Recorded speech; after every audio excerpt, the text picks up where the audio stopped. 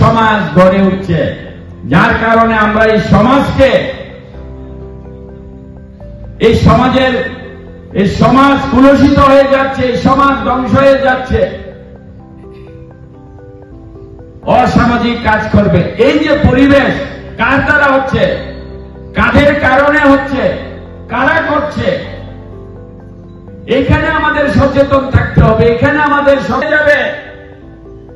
তাহলে আপনি যে আপনার সন্তানকে এত পরিশ্রম করে, এত দীর্ঘদিন 20 বছর যাবৎ আপনার ছেলেকে আপনি পরিশ্রম করে আপনার জীবনের সমস্ত আয় রোজগার আপনার সন্তানের পিছনে ঢেলেছেন, বলছেন না, তাদের বিরুদ্ধে আপনারা কোনো আওয়াজ উঠাচ্ছেন না। এই যে কিছু সংখ্যক ব্যক্তি এই আপনার এই ঈশাননগর পঞ্চায়েতের মধ্যে তারা কোটি কোটি টাকা